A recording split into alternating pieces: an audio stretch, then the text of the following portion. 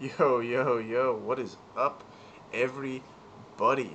Welcome to the Payoff Pitch presented by Fantasy Phenom. I'm Kyle, and Mike's picture is not showing up. So give me a second to try and... Oh, he's going to call back. There we go. That'll work. Still nothing? Hold on.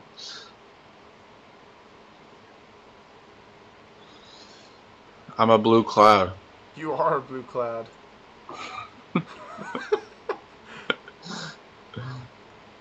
Let me see if I can get this up here. Hold on.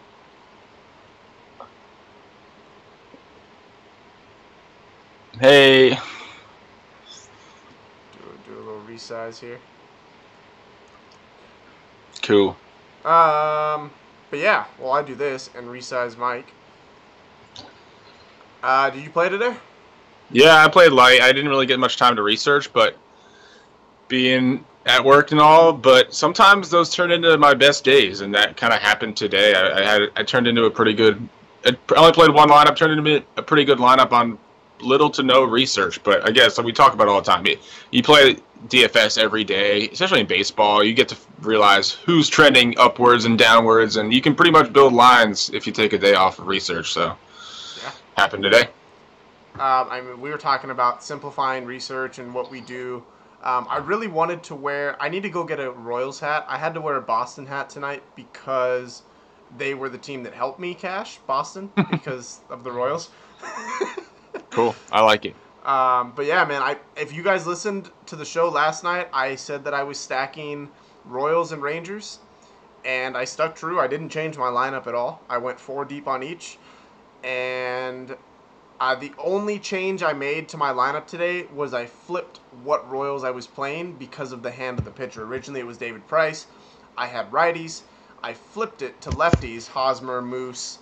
I did play Salvador Perez still, and then Alex Gordon, who did nothing. But, fun fact on Alex Gordon, Mike, of all players that are active in MLB right now, he holds the highest OPS of any player in Fenway Park, opposing player, of 1.021 OPS. Wow. That is amazing. That makes no sense at all, but I'll take it. None at all. Didn't work today, but for 2,700, I found it after, like, the game started. I was listening to the guys. He was just a punt, and it didn't work, but still, I scored 140.8 on DraftKings, cashed nicely.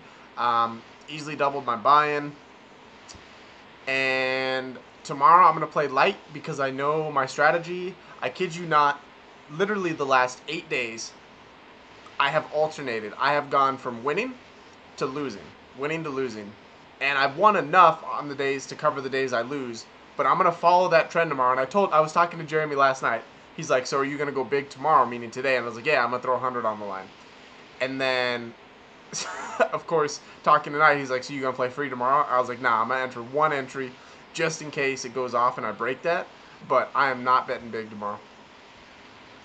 Just comes down to knowing your process. I mean, not only knowing the trends, like I talked about on big slates, I was trending in the wrong direction earlier in the season, but also knowing the slate. When you look at it, we start breaking it down, we start narrowing down the player pool, and you realize, like, hey, this slate really is not like gelling with my process, like I can't really get the bats that I want. I can't really pay up for pitching or whatever your process is, when you look at it, that should really dictate, the contest you play, the money you put in. I really feel strongly about that. If you aren't doing that, you're probably, need to take a step back and realize, like, the slate should dictate how much you play. You want to know something I was watching tonight? So, you know what TED Talks are, right? Yeah, definitely. Love watching those. I did some work for TED Talks one time. That's legit. So I was watching a couple videos on Vegas.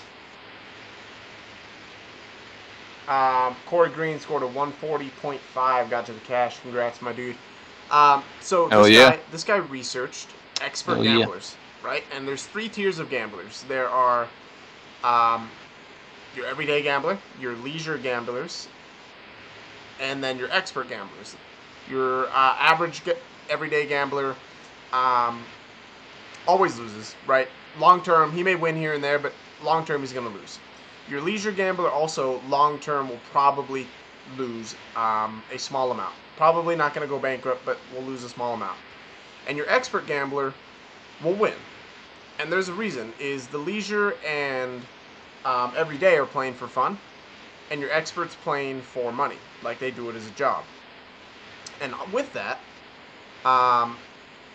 the expert gambler, they said one of the biggest traits of an expert gambler is they know when to gamble, and they don't look at the money they can win on that day. They know that it is just another day in the process, and there will be tomorrow, and there will be more games, and there are games every day. And so they do not mind taking a day off or going light because they don't like the options at hand. And it's having that self-control and ability to do that is what makes them profitable and able to sustain long-term gambling. And I found that really interesting because it makes sense when you think about it, but it's not something that a lot of people can do. And me, myself, I've had, I'll play a slate just to play it, like tomorrow. For example, I said I'll play light. I still want to play. But old me would have just said, fuck it, I'm going to play $100 again tomorrow, even though I see a trend happening. So that's a really, really interesting tidbit of information that this guy kind of uncovered in researching these guys. Yeah, you should definitely tweet out that link. I'd love to watch that video at work or something tomorrow, but it definitely goes back to what we were just talking about. I mean, know when to hold them and when to fold them, and there's so many intangibles about when you do this every day. Like you said, if you're an expert and you're a professional at doing this, you know when is the right time to go in, when is the right time to not, when you can do things without much research, so. Yep, absolutely. Yeah. I'm going to have to put your video back up again, but it's good. You don't have to disconnect. Okay. All right, so yeah, ace of the slate. Masahiro Tanaka was on one today, man. He got the favorable matchup. He was on extra rest. He was pitching at night. Stats, like you said, I found after the fact. When you're on Twitter, you're looking at people posting stats. You look at his day-night splits and his splits on extra rest, which we did know about. Couple that together with Tampa. Hold on 1 second. There we go. Now he's back. Lost his video for a second. Can you hear me? Yeah, we can hear you. Okay. You were saying. But yeah. On short. I would say couple all that with the matchup. I mean, things worked out, man. So you want to know what's funny? Is there was a lot of talk today about BVP versus Tanaka. A lot of Rays hitters. Matchup. Yeah, had some good BVP versus Tanaka. And it just goes to show you again that BVP is, in my opinion, irrelevant. Not only that, but it's mostly irrelevant with starters like Tanaka. I mean, he's just a guy that when his breaking stuff is on, when his fastball has movement on it, it's just relatively unhittable, especially to a very bad plate discipline team like the Tampa Bay Rays. Yeah. You're off or you're on and that's just kind of how Tanaka's season has been. We've seen him strike out 13 A's. It's another team that doesn't have great plate discipline. Career high 14 strikeouts today. I mean, there was just no hitting him. So I feel it, man.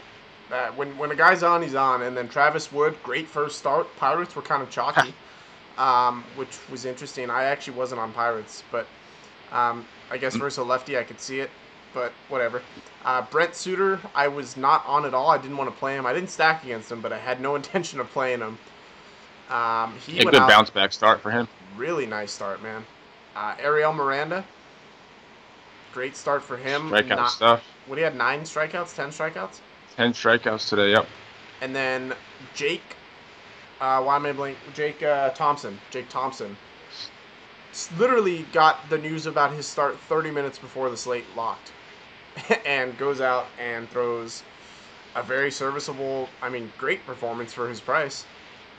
Yep. So they dealt Hellickson. Maybe this is the guy to take that spot in the rotation. Yep. And then our king of the diamond is Mr. Jose Ramirez. Can't say I was on him, but shame on me. You guys know I love stacking Indians, and I don't like stacking them as much versus lefties. A lot of their power comes from the left side of from the left side of the plate. However, obviously a lot of bullpen arms are righties, so if that lefty's out of the game like it was, Indians go off. And then Phillies were the stack today, man. Freddie Galvis and Aaron Altier. If you had those two, you're sitting nicely. Yeah, well, Aaron Altier was actually a surprise back in the lineup today. I think, weren't expecting him back so soon. Him and Galvis, obviously, and then it wasn't even that. It just was a good. They're actually been pretty hot as of late, you know. And then Jose Ramirez, I've been on and off all season. Didn't play him today, unfortunately, but this is a guy that I don't know if he leads the league in doubles, but he's damn near close. He just has power to all fields, and just everybody sleeps on this guy, man. He's having a breakout season. And you know what's interesting today? So I was looking at the spray chart for Eric Hosmer because Boston was shifting on him. They were shifting on Eric Hosmer every single plate appearance. You know how many hits to the right side Eric Hosmer has this year? No. 18. You know how many he has to the left? 54. Huh. He has three times as many hits to the left side of the field. And Boston shifted to him pulling. I don't know. You talk about you talk about power to all fields. It just reminded me of that stat, a crazy stat, right? I was like, that doesn't make sense to me. And of course he beat the shift, but it, didn't make sense. And then Conforto double dong, Corey Seager double dong. Both those guys made the pool or the top 5. Yeah, I think it's pretty much the only thing those two guys did was hit those homers. Yeah. But that's all you need. That's DFS. Yeah. Yo, before we get into this main slate, I just want to give another big shout out to Dan the Man. If you guys are in the Phenom group or the River group and you want to play arcade, Dan knows his shit, and he went from a small post about his write-up or his plays to for arcade mode. Yeah, and now Dan has like 18 paragraphs worth of like explanation on his players, and it is fucking awesome. This dude has like next level write-ups on his arcade plays, and if you even want to just learn his thought process of how he does it, it is well worth the reads, I promise. And I encourage you guys as well, if you have, a specialty or anything to contribute, that post option is free for anybody in the group. You do not have to be, there's no special status to post. Clint does it, Dan does it. If you guys feel like throwing any knowledge out there, if you have any tidbit of information that you feel useful, throw it in a post because it doesn't get lost in the everyday chat, and I promise you it is welcomed. Oh my God, yeah, that's what it's all about. It's highly encouraged, yeah. If you guys got a niche or you follow a team, say like you just are a huge Tampa Bay Devil Rays or Rays fan, Tampa Bay. I don't know, it's right in front of me. I'm just using that as an example. No, I know. Anything. You guys want to write about anything, you got the post feature. It's great. It really is. I highly encourage it. To helps everybody else out. Helps us out. Yes, sir. 100%. All right, so we have a 4-game early: Tampa, New York; LA, Toronto; San Fran, Los Angeles; New York, and Seattle, if I'm not mistaken. Houston, Detroit is on the main. Yes. It's not on either on DraftKings. Houston, Detroit's not on either? I don't believe so. Damn it, did I get that mixed up? You are right. There is a 4-game early and 10-game main, and that is the In Limbo game. The In Limbo game. I like that. Yeah. Both these slates have weird pricing for their pitching, as far as if you're playing DraftKings, at least when you have to pay for two. But yeah, let's get it started here. Two lefties get it going in New York. Caleb Smith making his, I believe, second start. Yes, second start. His first start, they kind of intentionally split it between him and Sessa. Mm-hmm. I could see that happening again in this one. They obviously need a starter with Pineda down, and Smith is the guy that they are giving the first look to. Obviously, Mitchell's in the mix as well. He's one of your prospects, correct? Yeah, I mean, him, Sessa, and Mitchell are kind of the three guys that they're not really high prospects, but they're stretched out starters. Caleb Smith's the youngest of the three, and he's probably the guy that they would want to be. He's probably got the most potential. They've tested out Sessa and Mitchell enough at the major league level to know what they got in him. Yeah. Smith is the guy that they don't really know yet, so that's what they're looking to see. I like his spot tomorrow, man. I don't know how much K upside this kid has. Obviously, limited MLB experience. But Tampa Bay, I know, strikes out a shitload versus lefties, and so matchup alone makes me look there. And Tampa on the road just isn't nearly as good. So definitely a spot I'm looking at as a cheaper option as a pitcher. And then I am not going to pitch Blake Snell. He has been pitching better of late, but his issue continues to be walks. And I think this Yankee team has plate discipline, and they can strike out, but they do walk quite a bit. Oh, yeah. And that's what Blake Snell does the best. Walks people. But, yeah, I think Caleb Smith's an option just because of the slate, the slate landscape here. With pitching on DraftKings, you need an SP2 option. I do believe he'll have a little bit of a longer leash. But, if you want DeGrom or Hill over 12K and you still want to pay up for some bats, I think Smith's definitely an option.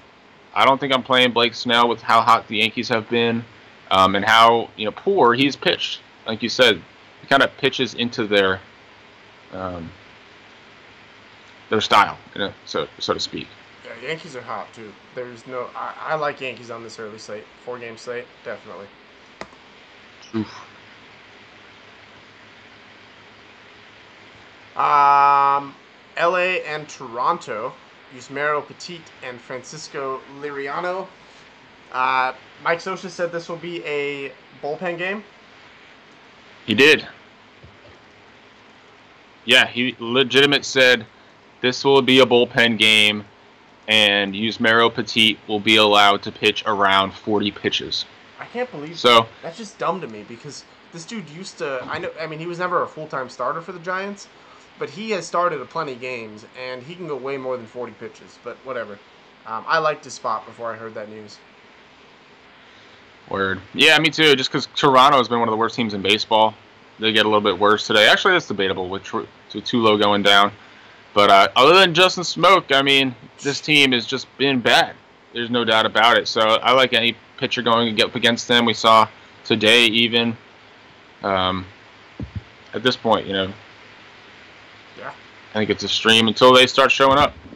Yo, Corey asks, as the New York expert, is Caleb Smith worth or a lock for you as a GPP player? Again, if this was a full slate, absolutely not. It's a 4-game slate, so you're looking at pricing on DraftKings. If you're playing FanDuel, then no, he's definitely not a lock for me unless you really want to pay up for bats. To me, the play overall on this 4-game slate is Rich Hill. But yeah, if I'm trying to pair somebody with him and not get broke, Smith, I guess, is the guy. And I was going to go Petit until I read the news about the pitch count, so yeah. But yeah, Smith hasn't been terrible, but he hasn't really shown up either. So play the matchup, though, man. Play the matchup. Yeah, the matchup's there. Exactly.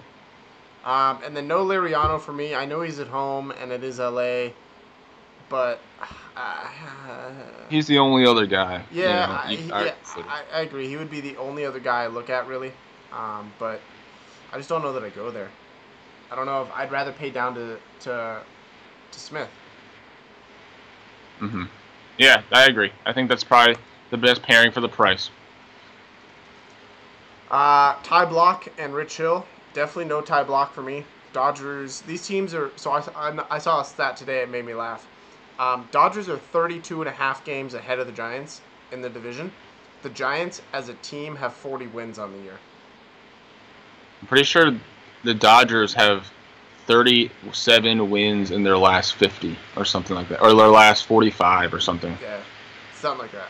So something insane. So yeah, the Giants are on pace to definitely lose 100 games, and the the Dodgers are on pace to win 100 games. So matchups. I don't know the last time we've had two 100-game winners and 2 100-game losers in the same year. Been a while. But yeah, like I mentioned, Rich Hill is the guy I'm paying up to. I'm riding this streak. It's 6 starts since he changed his delivery and added the curveball, or added the cutter and started throwing his curveball more. He's got 7+ Ks in each one of those starts, 25+ DraftKings points in 5 of them. People might say he had like a rough outing last time out, and he actually came back after the game and said that he was having some sort of respiratory ailment. So he still pitched well against Atlanta in that start. I don't know. I'm buying in on Rich Hill. Dude's got a 35% K rate in his last 3 starts. Hasn't given up a home run. And what backs it up is his xFIP is 2. Yes. He's been very, very good since he's changed his mechanics. And I'm riding it. Yeah, I'm with you. David says, sucks at Caleb. Wow, they took Caleb Coart back off FanDuel? He was on FanDuel, and then they took him off. Fine. That was weird. I have no idea. You're not worthy. I guess not. Shit. Mets and Seattle wrapping up this early game slate. Although the slate is odd because you have the first game at 1 Eastern? Mm-hmm. And the last one at 4. So you might not get these lineups when the slate starts. So be cautious. DeGrom on the road is still DeGrom on the road. Not my favorite play ever. But Seattle, over their last 7, is striking out 28% of the time. And we know DeGrom, if there's one thing he does best, it's strikeouts. So, I mean, you got to look there. But I'm with you on Rich Hill over Jacob DeGrom tomorrow. Yeah, you just make the call. And that, to me, is the call. Not much else to be said. Gallardo, I don't know. Is this his first start back? I believe it is. No, he started he had one start before this. Okay. Yeah, he pitched against the Yanks. Red Sox. That was the Yanks. But yeah, give up 3 home runs in that game, I'm seeing. So, show improved to me with him. He's kind of in that mid-range that I'm going to fade. Yeah. This probably ends up being a game fade for me. Maybe some Mets lefties, Conforto, Bruce.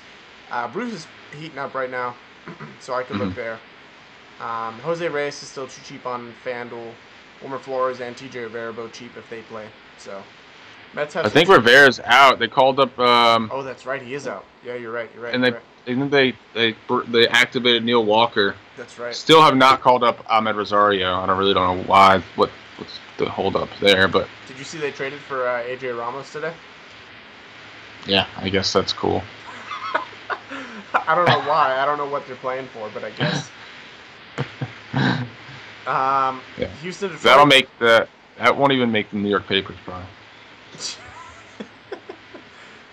Houston, Detroit, that limbo game, which sucks because I love Houston tomorrow.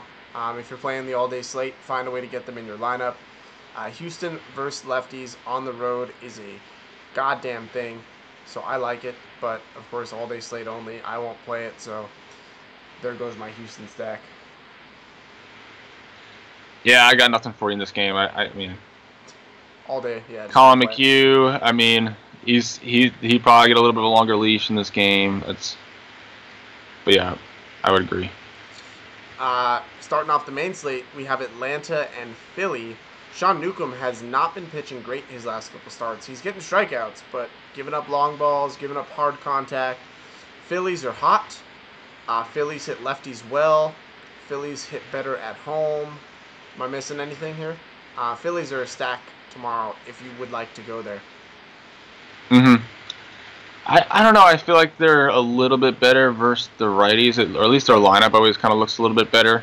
But, I mean, and I do have some respect for Sean Newcomb in this matchup. I'm not going to completely write it off and run the stack Phillies. I kind of like some other teams better in this 10-game slate. But yeah, man, they've been sneaky and cheap, and they might really get you Corey Kluber tomorrow if you're in on the Philly hot streak. Jared Eichhoff is 3,329 on FanDuel. Why is he still so cheap?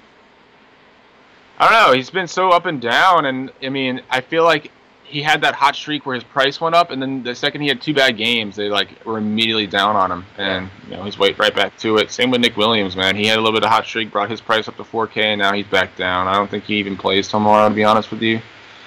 But they might play Cameron Perkins instead. But yeah. So I do like some Phillies tomorrow. Tommy Joseph, Maikel Franco is cheap. Altier 3K, 4K, or 3.6 and 4K. I can still go there. So I do like some Phillies stats. I think the Freeman one-off's in play at his depressed price against Eichhoff with his numbers versus lefties. Absolutely. In this park. But I don't rush to stack Atlanta tomorrow. Eichhoff has been pitching better of late. Yeah. So, Colorado, Washington. Actually, both these games have rain concerns for what it's worth. Obviously, the Washington-Colorado game didn't play today. It very well could be in danger of being played tomorrow as well. So, keep that in mind as you're building lineups. But if Tanner Roark, if this game plays, I still like Tanner Roark. I liked him last night. He has flipped a switch, and I don't know what it was, but he definitely has kind of turned the page the last 2 starts. 26 and 30 DraftKings points his last 2. 11 strikeouts against Arizona in his last start. And the Rockies' worst split is away versus righties. So putting 2 and 2 together there, I like Roark. Yeah, I mean, this guy pitched to a sub-3 ERA pretty much combined in the last 2 seasons. So, I mean, you could easily see that for the second half of this season. I could see him having just having a good end of the season. Obviously, high probability for wins on this Washington team. I'm really good on a buy low with Roark. Like you said, Colorado's not that great on the road. He didn't make my top 5, to be honest with you, man. But I could see why you want to go there and ride this kind of streak with him. Yeah, I'm all about streaks, man. If you guys look at the filters I put on the sheets, it's all on the recent page.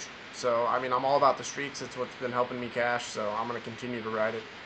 And then I'm not going to stack against Marquez, who's actually been pitching well as well.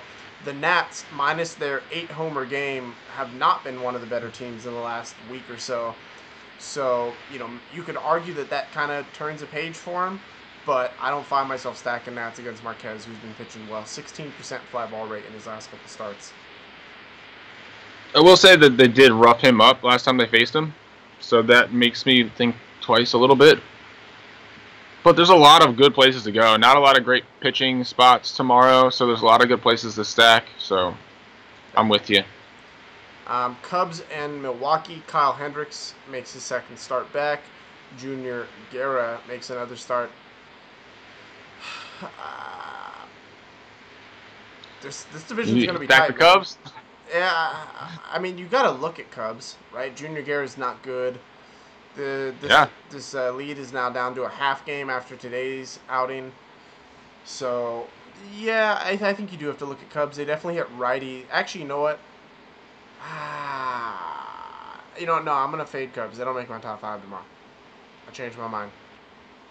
Their numbers versus righties on the road are their worst split. It is Milwaukee, I know that, but on this slate, there are other teams I like a little more. So I won't hate you for stacking Cubs because of their upside, but not my favorite spot. They are also mad expensive. Kyle Schwarber 4-1, and all he does is hit home runs. Anthony Rizzo 5-6. Yeah. They switched their lineup so much that this is going to come down to what comes out tomorrow. Like, this is going to be a lock show type of deal, whether I'm going to be in on the Cubs or not. Obviously, I'm teetering back and forth in this ballpark against Guerra, who's got a fly ball problem. So I'm with you. I don't know. I don't even think it's close going down the stretch, man. I just feel like the Cubs are going to win this division. I just really don't think the Milwaukee. I mean, they had a great showing this year, and I just don't think they have the top to bottom lineup to make it down the stretch. I still have faith in my Brewers. I have faith, man. I think they definitely made the right step in the right direction. Yeah. Cincinnati, Miami. I like all Miami tomorrow. I like Adam Conley. Mike and I both like Adam Conley. Cincinnati, not only is their worst split away versus lefties, and it's not close, but they have just been one awful. of the worst teams of late. Yeah, their last 7 days, they're second worst in the league in WOBA. So I like Adam Conley, who just had a good showing. He's been limiting fly balls, which is good over his last couple starts. None of his numbers jump off the board. Obviously, a 40% hard contact rate is not good. Mm-hmm. But I'm playing the matchup and the price. I mean, on FanDuel, no way do I play Adam Conley at 7.3, but on DraftKings at 5.8, absolutely a SP2 option. The only reason I really like Conley is because he's the only guy I was considering pairing with Kluber. Kluber's at 14K tomorrow on a 10-game slate. If you want to stack the guys we're talking about, the teams we're talking about, you're going to pay down. And Conley has the stuff. They didn't. Miami's kind of in the mode where they're looking to next year. Conley in 12 starts in AAA had a 5.5 ERA. They brought him up because scouts go like gaga over his stuff. They have compared his delivery to Randy Johnson. He's got a 10-inch horizontal break on his fastball. So he's got that super slide arm lefty delivery. He is coming off a stellar start with Texas to being on the road, but we talk about that all the time. It's just this guy's got great stuff. He's just been so inconsistent. They haven't been able to commit to him at the major league level. So that's what you're kind of riding with. You got a guy that's got elite stuff that hasn't put it together at all at the major league level. Coming off a good start, going up against a team that's struggling. So that's why I think if you're paying down, you're trying to find an SP2 pairing. I think he's a sketchy play, but it allows you to get some bets.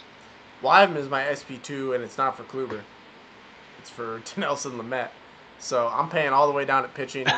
You know how I love to do that, man. Hey, it's your strategy. I hate paying up for pitching. I really do.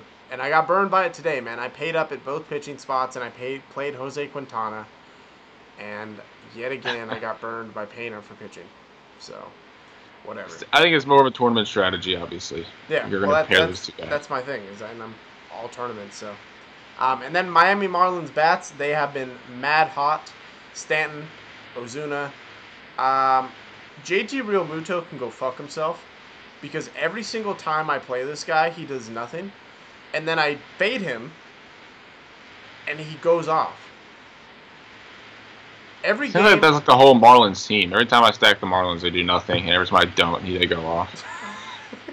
Well, I'm not stacking them tomorrow. They are in my top 5, but I'm not stacking them. So if you guys play JT Realmuto, he'll probably hit another home run. Tim Adelman has not been good this year. Yeah, I think this is a stack-worthy game, to be honest with you, man. On both sides of the bet. Don't say that. I'm pitching Adam Conley.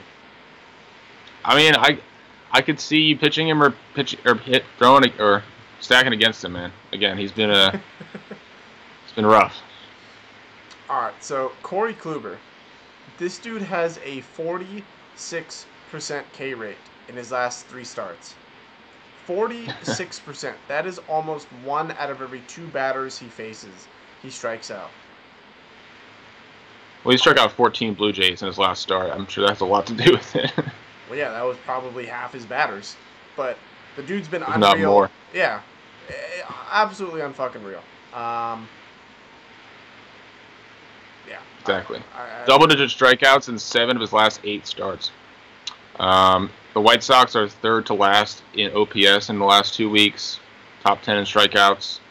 Their home numbers versus righties are their worst split. The problem with Kluber is he's 14,000. So you're looking for 35 plus from him, and for the rest of this slate, you're looking for a Tanaka performance today. You know, like where he went out and outscored the slate by a ton. Whereas if you had Tanaka, you know, you were at that top 5%. Yep. If you didn't, you weren't. And that's what you're looking for at a Kluber. And I think this slate dictates it. You know, talk about there's really no great pitching options, top to bottom. So I could see it happening. And Where he then goes out and outscores every other pitcher by a ton. I'm stacking Indians again tomorrow. I'm telling you guys, there are like 7 teams that I've just been stacking in the last 2 weeks. Nationals, Yankees, Colorado at home. They're not in that 7, but you have to stack them at home. Indians, Royals, Houston, and Rangers. And I'm gonna keep riding them until the fucking wheels come off. So I'm going back to Indians again tomorrow. Miguel Gonzalez sucks. Gives up fly balls. Indians can hit home runs. Like I said, they're better from the left-hand side. Indians versus righties is a thing. Am I missing anything here? No, I'm just saying it's like a testament to your strategy, though, too, because all those teams you're paying up for, obviously, in the midst of hot streaks. So paying down at pitching and you're stacking quality teams, you have to pay down at pitching, right? So yeah, here's the conversation me and Mike had earlier. To your strategy.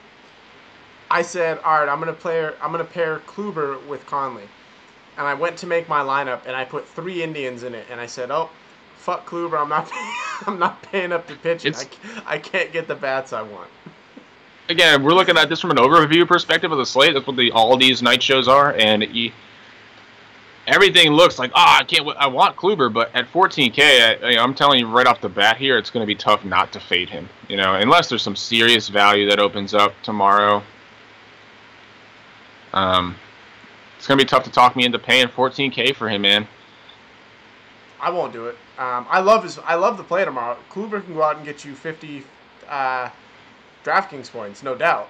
But if I'm stacking the I don't know, Atlanta Braves or fucking the bottom Phillies. I can stack Phillies, but if I'm saying stacking, you have to probably Phillies. I'm not trying to stack Jose Peraza and Tucker Barnhart to get Corey Kluber, so I'll pay down at pitching, hope I get some K upside, because that's the huge thing, huge. If I pay down for pitching, it has to be a guy with K upside, has to be K upside. And that's where I'm going with Conley and Lamet. So, both those guys. I mean, they could easily reward you just as easily as they could burn you. 100%. As long as it's not that Usher burn, I'm good. that deep third degree. I saw an emoji today. It made me laugh. It said Usher can't use that eggplant emoji anymore. He's got to use the cucumber one to show them bumps. Oh god. That's rough. Literally. Oh, that's man. Rough. Kansas City and Boston. The other team I'm going right back to is the Kansas City Royals. Fun facts about Salvador Perez. In his last 12 games versus Boston, including today, he has 8 home runs. In his last 8 games at Fenway, including today, he has 4. And today he smacked one out of the park and hit someone's windshield. So, yeah. I am going to stack... Karma's a bitch. Yeah, absolutely. Don't be a Boston fan. I am going to stack Kansas City again tomorrow. I'm going to go to the righties this time. Whit Merrifield, Jorge Bonifacio has been on fucking fire. He's been killing left-handed pitching this year. And then Salvador Perez, I love it. Alcides Escobar is a worthy shortstop punt if you need it. Yeah, go right back to Kansas City. Eduardo Rodriguez has been a very surprising pitcher for them this season, but Kansas City is just, I think they've won 8 of their last 9 games. Just crushing. They've had multiple home runs in probably almost every game that I can think of. They have a home run in this recent streak. Games. Yeah, so I'm with you. I'm totally with you. And then Trevor Cahill, man, is probably one of my favorite starters on this entire slate. Boston has been the worst team in baseball in almost every offensive category, especially hard contact. If you look at those metrics, and then Trevor Cahill. Last couple weeks. Last 2 weeks, yeah. Yeah, okay. Coming into this game. Yeah. They've been one of the worst teams in baseball in the last 2 weeks, if not the worst team in baseball. But what I'm looking at with Cahill is I'm looking at swing and miss numbers. and he's one up. He's top 4 in. If you were to subtract his swing and miss percentage with the rate of swings of pitches in the zone, he's one of the top 4 pitchers in baseball. Baseball Savant has a stat called expected WOBA, and he's number 12 between Godley and DeGrom. Wow. I just feel like he is. I don't know. There's a lot to like that we haven't seen yet from Cahill, and I just feel like he gets a good matchup. I mean, it didn't really matter who it is. I would be looking at who's playing Boston at this point. Boston's dead last in the league in home runs, and they're even worse at home. Mm-hmm. Yeah. I'm with you. So I don't know. I like the price on Cahill as well. I can get to Cahill. I can. Again, personally, don't find myself going there. If I'm paying down at pitching, I really got to have K upside. I don't know that he has enough for me versus Boston team. But then again, I'm pitching to Nelson Lamet, and the Pirates strike out just as little. But I think Lamet has more swing and miss stuff than Cahill. Mm-hmm. I don't know. When he's on, yeah, absolutely. Yeah. Christian Kluber could be a trap like Wood tonight. Yo, Wood has hit the regression monster hard right now. Happens, man. Yeah. We're at that point, especially with a pitcher that hasn't been through, the full season. True. The full grind. That's another thing with Cahill. He only has 4 combined starts over the last 2 years prior to this one. He's only got 11 starts this year, so it's not like he's where Wood is at. Yeah. But still, I think there's a good trade for Kansas City. Absolutely, man. You talk about, the team went from being sellers to buyers, and now they're really buyers. Yo, quietly, Mike Moustakas has 30 home runs and 3rd in the league, behind Giancarlo Stanton and Aaron Judge. Another guy that people continue to sleep on. Arizona and St. Louis, Zach Greinke, for whatever reason, is not as good on the road. Also has not been as good as of late. St. Louis has been hot. Neither team really did much tonight. And then Mike Leake, who has not been outstanding as of late. I know he had a good game his last outing, but prior to that, was struggling. But Arizona on the road is still a thing. If it wasn't for that JD Martinez grand slam the other night, they would have had 0 runs. So, yeah. They still suck on the road. Mike Leake, I don't know that there's enough K upside for me to get here, but the press price on DraftKings at $6,500. No way I play him on FanDuel, but DraftKings $6,500. I think he is a worthy low ownership GPP option that can get you maybe 18 to 22 DraftKings points. Who are you talking about? Mike Leake. Mike Leake. If he goes out and has a good game, just because Arizona's so bad on the road. Yeah, it's just so hard for me to trust it. I don't know. I think I'd just rather pay up to $500 to Cahill. That's where I'm looking at that price range. And then from a price pivot point of view, I think Greinke is going to be an intriguing play tomorrow. Especially if people are... It's going to be interesting to see what people do. If people are looking at Kluber, they're building their lineups, and they're just like, this is just not going to happen at 14K, And people are just going to go down to Greinke. Or people are going to try to just jam Kluber in for what he's done as of late, like we mentioned. Greinke's another one of those guys like Tanaka that when he's on, he's on. It doesn't matter who he's playing. The drop-off is severe tomorrow, too. You have Kluber, Greinke, and then I believe the price on DraftKings drops to like 8K. 86 Savon Nova, yep. That's what I'm saying. There's really not a lot of pitching options. So, do you think people force in Greinke or Kluber because we know people love to pay up for pitching? In cash, absolutely. And I mean, like I said, you can look. I could easily see one of these two guys, like today, significantly outscoring any other pitcher on the slate.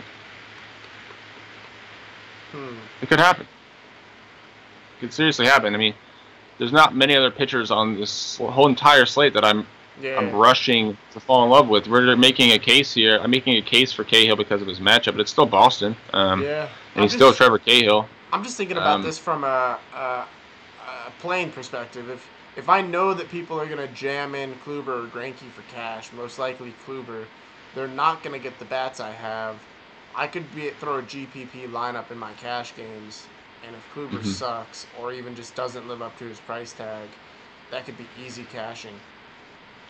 But then again, I could also see the other side of it. I could see people trying to build a lineup around Kluber and not being able to. In cash, though. And I'm talking in cash.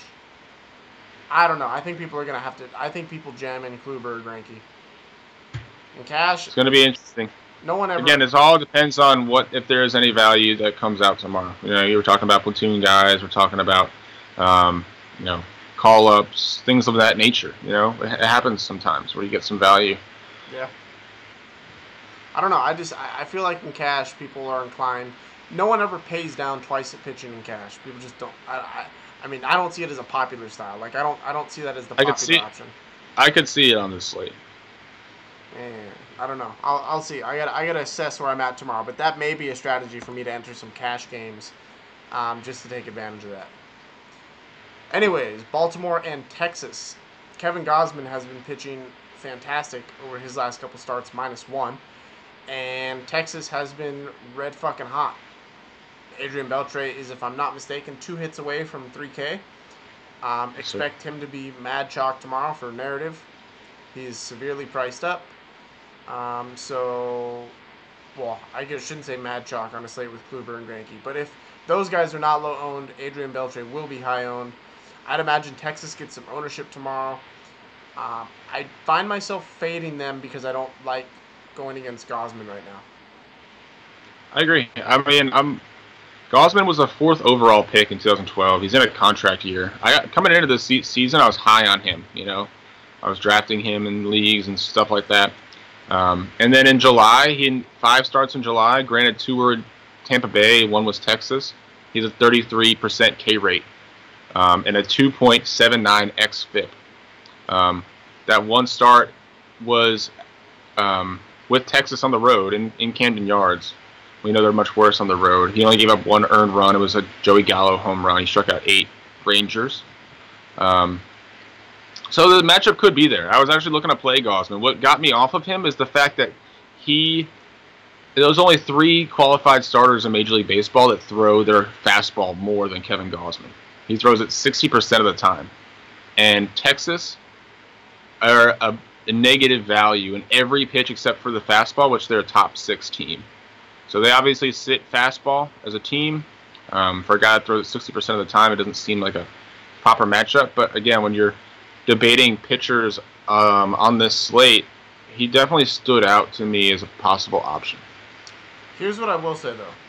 If you don't like Gausman tomorrow, I have 0 issue with stacking Texas because they're at home and because they're red hot. And talk about price exploitation on both sites. Nomar Mazar, 31 and 38. This dude, High low. He legit flipped a switch, like in all sense of that word. He was 0 for 26, and then 3 days ago scored, I think, 13 DraftKings points, and had 3 doubles and 2 RBIs today, and now has 3 straight double-digit points games. Legit went out of 0 for 26 and is now 7 for his last 11 or 12. So, yeah. No, I like that buy low option, man. Huge buy low option. And I really don't hate a Texas stack. Odor is cheap. Gomez is cheap. Napoli is still kind of cheap. So you're going to see a high implied run total in this game, I believe. I think that people will go on either side of this matchup to attack both these pitchers. So I'm not sure if I'm going to stack Texas. Again, I made a case for it, but I could also make a case for Gausman, like I said. Well, same thing with the Cincy-Miami game with Conley, right? I think this might be an example of if you don't like Gausman tomorrow, I think it would be wise to stack against him, right? It's kind of a flip a coin thing. You either want to pitch him or you want to stack against him. Yep. Pittsburgh and San Diego, you guys know I love Dinelson Lamet. The next, who's a worthy candidate to compare him to? Pedro Martinez. We're gonna call him the next Pedro Martinez.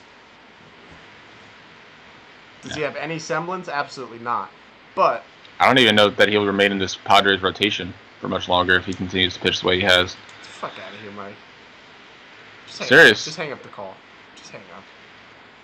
Just saying. Bro, he's been yeah, pitching better of late. He had a couple bad starts, and he's back on track now. His strikeouts are still there. Dude's fine. The dude has elite swing and miss stuff. I'll give you that. So he makes for a great DFS tournament play, and no matter where he's going. Pittsburgh obviously doesn't strike out. I think they're the bottom 5 in strikeouts as a team on the season. Last 14, they're pretty consistent. You know, they definitely work at bats, but they don't put up runs on you either. So in this ballpark, I could see why you'd want to pay down to Lamet.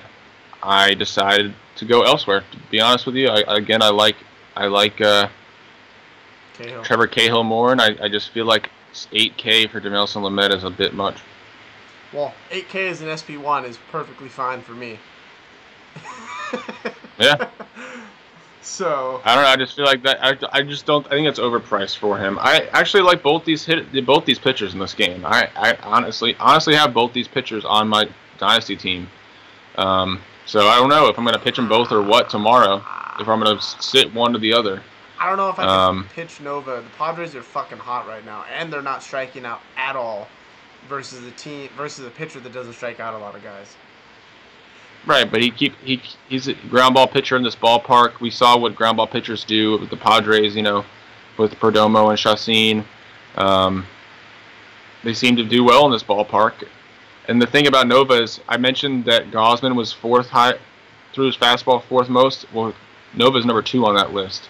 And San Diego, they're the worst team in baseball against the fastball, which was surprising to me, but that is the truth. So perhaps, I don't know. I think you can make the case for both. I would pitch Nova over Lamet. I guess that's where we would differ, and we'll just have to go forward, you know? Well, let me give you this little tidbit of information. You said Padres are the worst team in the league versus fastball? Correct. Well, over the last 30 days, the Padres are 16th in the league versus the fastball. Okay. With actually a positive rating of 1.4. Now, it's average, right? Average is 0, but better than dead last. Just saying. And then over their last 7, the Padres are... Where's their number? Where's they at? Where they at? I have them right here. Hold on. They have a 352 WOBA and only a 21% K rate.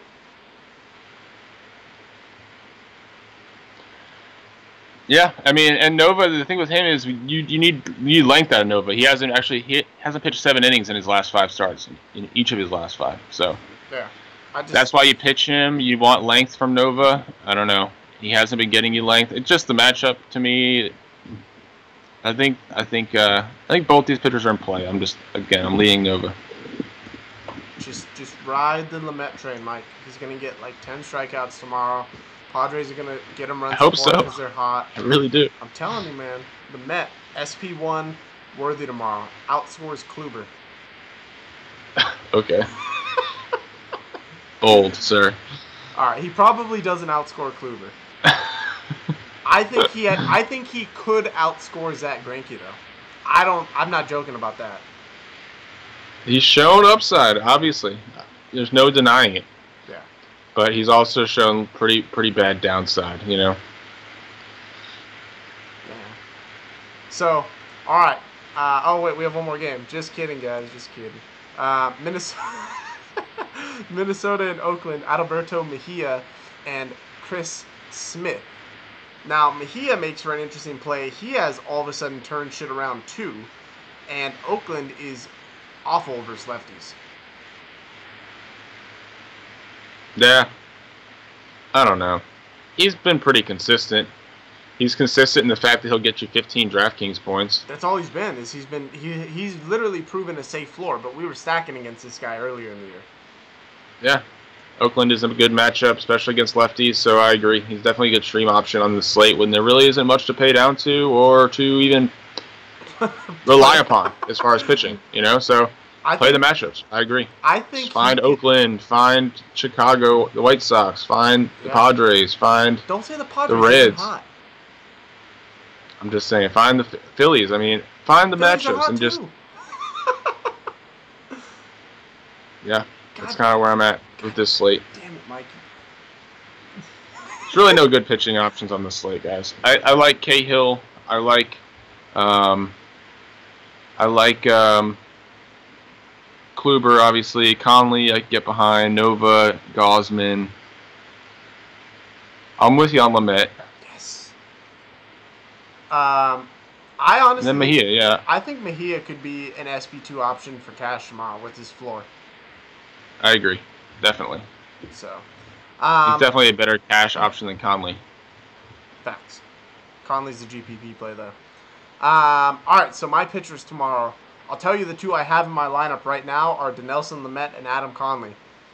I'm going to keep riding that pay down option. Like I said, I'm going to play light tomorrow because tomorrow, if my pattern continues, will be a day I don't cash. So, but we're looking to break that streak. Or that pattern, I should say. But Lamet, Conley, obviously Kluber, if you can get there. I'm not playing Greinke. I like Roark if that game plays. And I'll venture to say, what's his name on Philly? Eichhoff. That's who I was thinking of. Eichhoff. All right. Yeah, I'm on the early slate. I'm all over Rich Hill. Again, Kluber is kind of a shoe-in if it works. Again, you have to make sure it works with your lineup construction, with your strategy. Don't be going out of your strategy to play guys. If you're finding yourself doing that, you need to scale back. You're buying. Again, I like Cahill, I like Nova, I like Conley, I like Gosman, and I can get behind Adalberto Mejia as well. Again, I like that safe floor. I think on a pitching slate where there's not a lot to be comfortable about. I like the comfort that he provides with his price in that matchup. Facts. And then the teams I'm looking to stack on the main are obviously Cleveland Indians and Kansas City Royals are my two stacks. So there you guys go. That's my roster for tomorrow. Cleveland and Kansas City with Lamet and Conley. And then I would look to stack Texas personally. I think that you can look there. They're mad hot. Miami, I would actually say Texas is 4, Miami is 3, and then Philadelphia would be my 5th stack.